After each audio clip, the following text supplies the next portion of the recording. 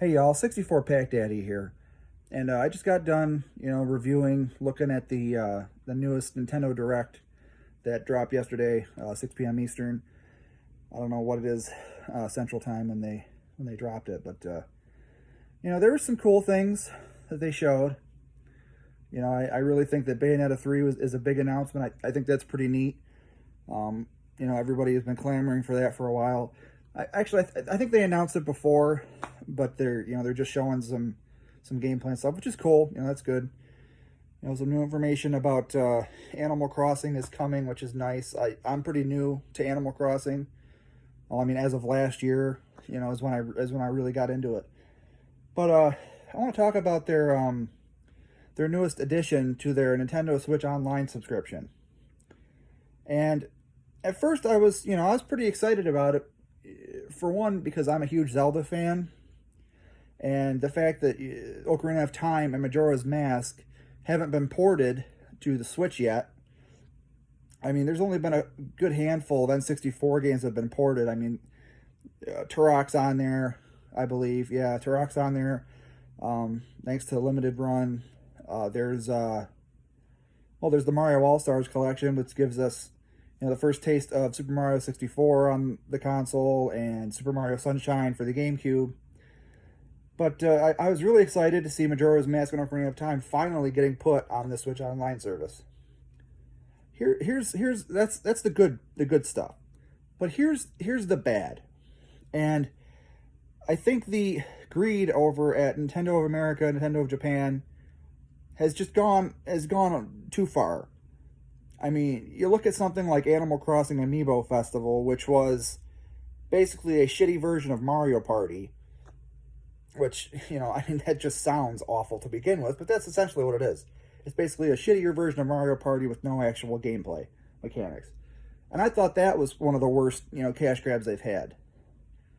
But this probably beats that, because what they're doing is their new model for their additional content that they're adding to the online, because there's the Super Nintendo, there's the regular Nintendo, and then I believe there's some handheld stuff. I can't remember. I haven't been on it in a while, because I just play regular Switch games on it most of the time. But they're adding N64 games, and they're adding Genesis games. And what they're actually doing that surprises me is they're going to be charging extra to add these to their service. And I'm thinking to myself, why? Because, first of all, for N64 purposes, I mean, they said they're going to have some online features where you can play, things like Star Fox 64 online, different things. I don't know what other games they're going to add to it. They showed a few. Some I can't remember the names of. Some ones I've never seen before, honestly. Some people know what they are. I don't. And, there's Mario 64 again, which we already have a physical copy of that with the Mario 3D All-Stars collection. So, I mean, I don't know what the big deal about that is. But they're adding Genesis games into that mix, and you also have to pay extra for that. That is even worse, because they're acting like they've never ported Genesis games to their console yet. There's a Sega Genesis collection on the Switch already, physically and digitally. And you're telling me that I'm going to pay extra just to play Genesis and N64 games? I think that's a bunch of shit. I mean, that's asinine. You can't just put those games on the service for what people are already paying for. Money's already being paid. They're already getting paid to keep this service running. That's the idea. But to charge extra for Sega Genesis games that are already on the console physically and digitally, with the collection that came out for Switch and Xbox and PlayStation, you have to be stupid to pay extra for that. Now, the only reason I find it to be even slightly worth it is because Majora's Mask and Ocarina of Time are on there, and those are my two favorite video games ever.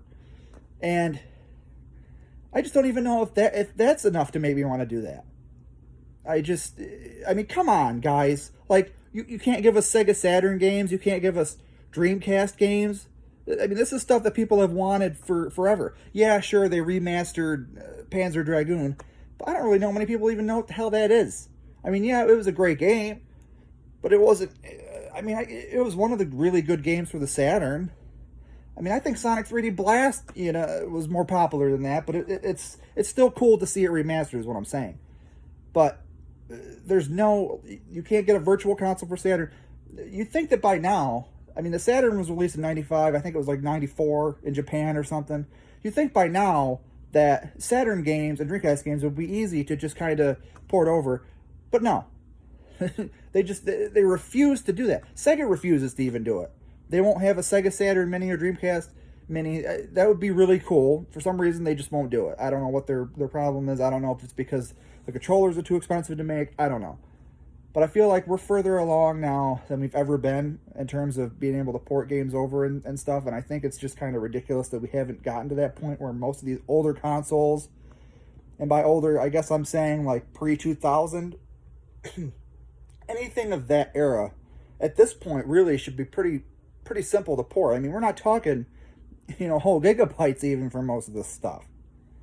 So it's just amazing. And I think the greed for Nintendo has just gone too far. I mean, you can't be charging people for Genesis games. There's already Genesis games on the console. If I wanted to play Genesis games, I'll go buy the collection on the physical cartridge, or I'll go pay for it on the eShop. The greed has gone too far, and it just boggles my freaking mind that they would charge. The Genesis should be if you're gonna do that, it should just be added into it.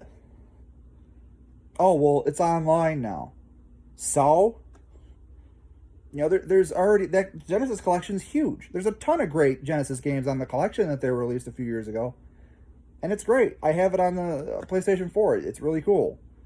It's a good collection. I mean, I think that the Genesis mini console has a better selection, in my opinion. I mean, you get Mega Man the Wily Wars. You don't get that on the fucking collection for the PS4.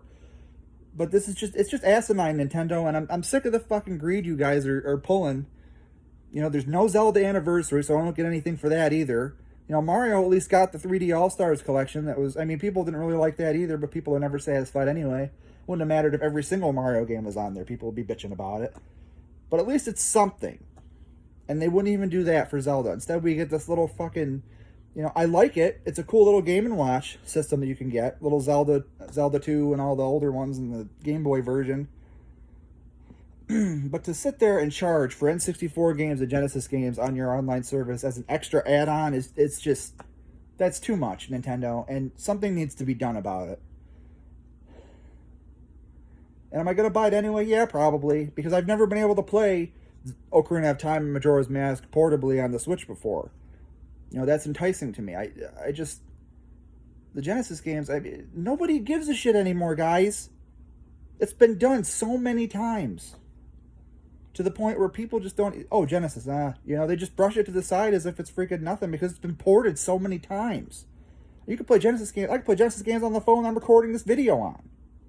It just doesn't make any sense to me. But, before everything gets too long-winded here, I'm going to end it there. But I just find it, I thought the Direct was interesting. But when I see things like that, it makes me scratch my head. It's like, why does Nintendo do the things that they do? They make some fantastic games that have changed my life and are really fun and interesting and sometimes addictive. But then they make these bonehead decisions that aren't for the good of the consumer. It's so that they can maximize their profit. And when that becomes your goal, then you've completely lost sight of what made you a top-tier gaming developer, gaming publisher, manufacturer in the first place. See you guys later. This is 64 Pack Daddy signing off. Have a good day.